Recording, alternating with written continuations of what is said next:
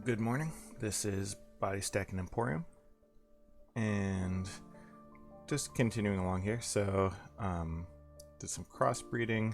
Didn't get any goodies this time. So lots of basic foul spawn and some spiders. Spiders do have the webs, so that's a cut above the other guys, but you still get a decent number with the basic spell. Magic Sight and Shadowglade. I think that's this brigand lair here. So I can recruit villains, yay. I don't really care. That's just a straight negative. But it is what it is. Yeah, here, villains are worthless. I have 2 magic sites in Mecria. So there's this tower and this quicksand, so 2 more earth gems. Picked up some girls. Is this one? Yeah, these guys are still fine.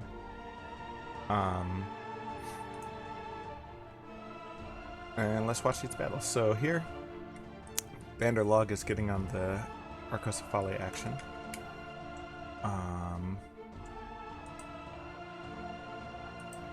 They've got all of these. Well, not all of them are starving, but many of them are starving. They're sacreds. But they're still good units. They've got their light Vander Warrior. I assume that there's a prophet in here somewhere. Windmaster. I don't actually know why they're glowing. Oh yeah, so someone's going to cast Divine Blessing here.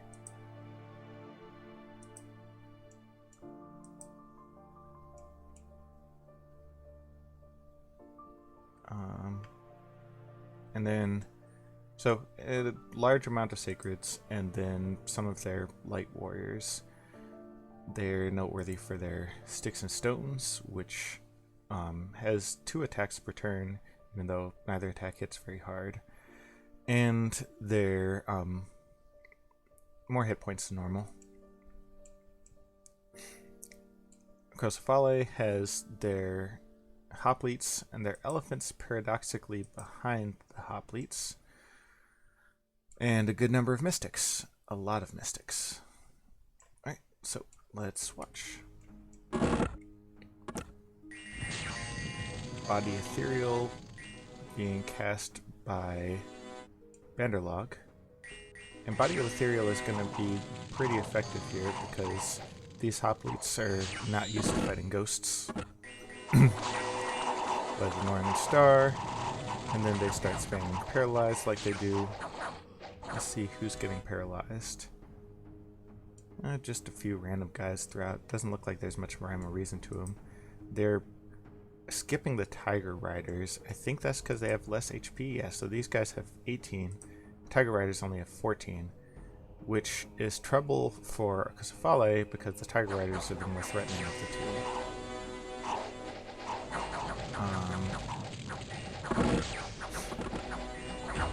The elephant just gets murdered by tigers. Yeah, each elephant goes to trample a dude or two and then just gets slaughtered.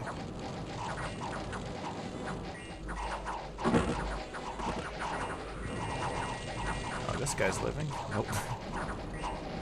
Because as soon as the elephant does trample. So I think that this was a failure of a failure of Arcocephale's formation, because the elephants might have been able to do some work if they stayed together as a group and trampled as a group, but as individuals they just run forward, trample one dude, and get killed, because they get surrounded by a bunch of dudes that kill them. These fire elementals would be able to do quite a bit of work. Like, I guess these guys have magic weapons, so maybe not necessarily, but if they were in a group, then they could burn some of these dudes that don't have fire resistance and hit them with their armor-piercing flame strikes, but they're getting trapped behind their own dudes. Same with these Magma Warriors. So maybe Arcocephale could have 2 formations of hoplites and had like a gap in the middle for their tramplers and elementals to funnel out of. Maybe they could have had the dudes, like the elephants, start flanking, and the same with the elementals. If they had the elephants on attack rear, then these guys, who do not hit nearly as hard as the tiger riders, would be just trampled by the elephants, and that could force a rout. But all in all, I think Arcocephalae made a mistake with their formation. Let's see what these wind guides have been up to. Oh, this Yogi, he's just been spamming by the ethereal. What have you been doing? Yep. Wind guide, which doesn't even matter for lightning bolt, because I think it has perfect precision. Not positive about that. Anyway, then just spamming a bunch of lightning bolts. I guess this guy didn't hit it, so it must not have perfect precision. Oh, and wind guide helps all these guys fire more accurately. Some of them have luck. Some cheap archers. I think these are just here for siege chaff. They're pretty good at siege chaff, though. They're pretty cheap, and they have 2 siege strength apiece. What have you been up to? Cast anti-magic on the whole dude, or like the whole army, which is really powerful. Because, well, who wants to get paralyzed? I don't.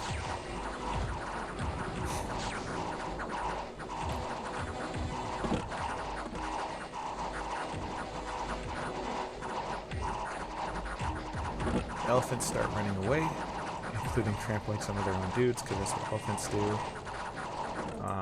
Mystics are starting to get sleepy. Wasted a turn casting fireflies. That's horrible. This guy's still working, but not very much. Yeah, now he's asleep again.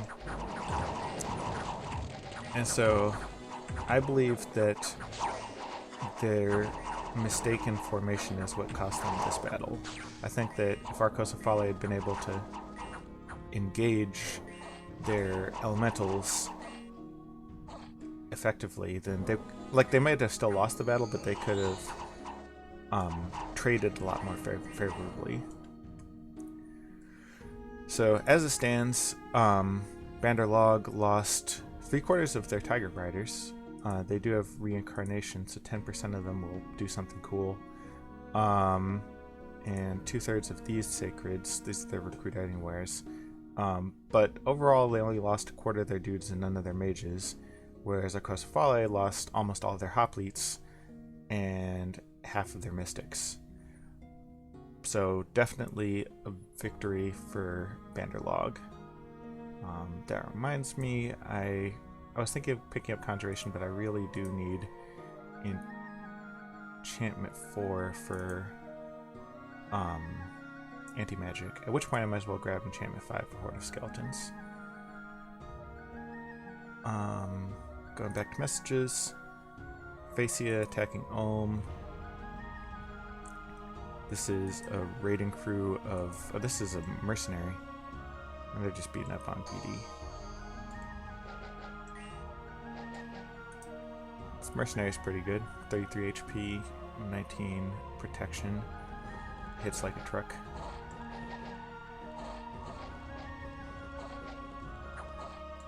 Problem solved. And here in Albania, a much smaller raiding crew against a little more PD, but these guys are high quality, and these basic militia are not. Huh. Some of the heavy infantry goes to the back though. And this, yeah, wow. That was just not a big enough raiding crew. Not for that amount of PD. Or at least they needed some bodyguards so that the dude didn't get surrounded. So where we're looking over here is Phasia starting to push back. Ulm's god is somewhere around here.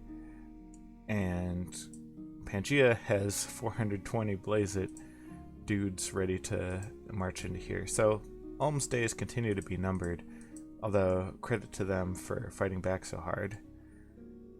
They should be able to raid back these provinces just because Ulm's troops are so infamously effective that basically one turn's worth of recruitment from Ulm itself should be able to make a group that can pick these guys back up, but that doesn't change the fact that staring down these guys, almost doomed.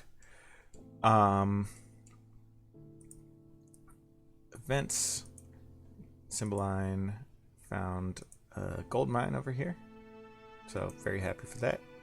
The gold mine is all but one of this province's income. Oh no, never mind. It's proportional because of all this hunting I'm doing. And picked up a little bit of money and some girls. And then lots of patrolling because I'm Blood Nation. So, as we talked about, research, finishing up Blood 5 this turn, and then I'll get enchantment. Blood 5 gives me advanced crossbreeding, which would be fun. It's guaranteed to give some goodies. This guy, it's a rage spell, so it's a good spell against a small number of elites because they'll just go and attack their buddies. Dark Minds, I can summon them. Charm effect. Now, this is definitely something that would be useful for me to spam if people start deploying thugs against me.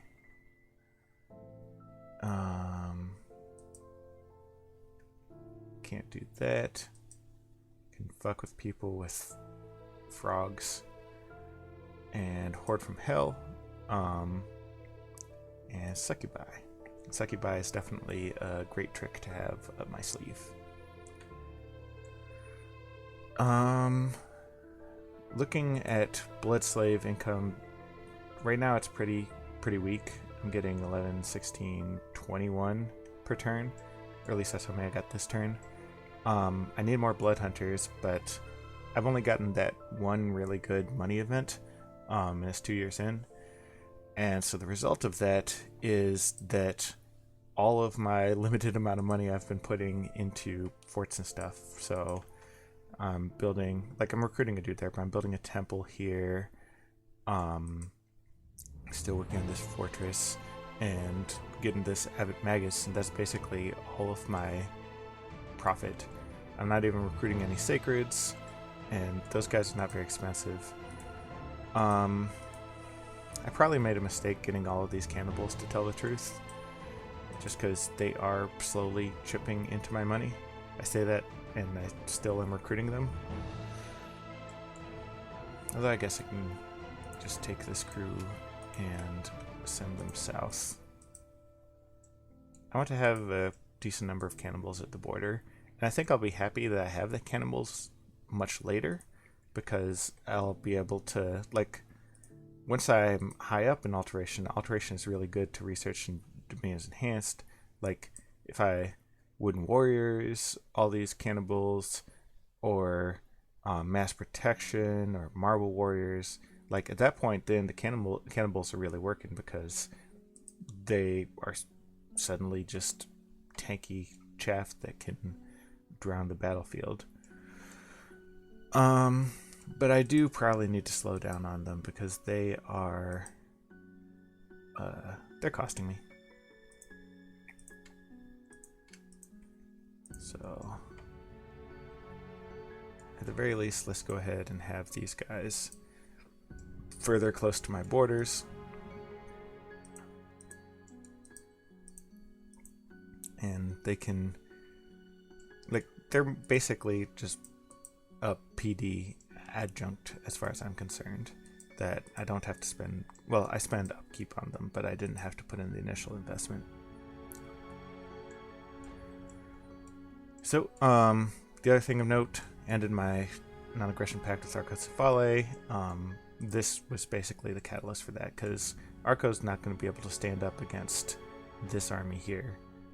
This guy's breached the fort, so it's just a question of getting what I can get.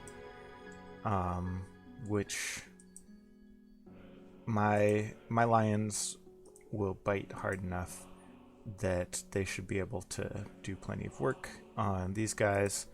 And I've got these Mullocks that can fly over and cause trouble. Alright, I think that covers it for this turn, so see you next turn.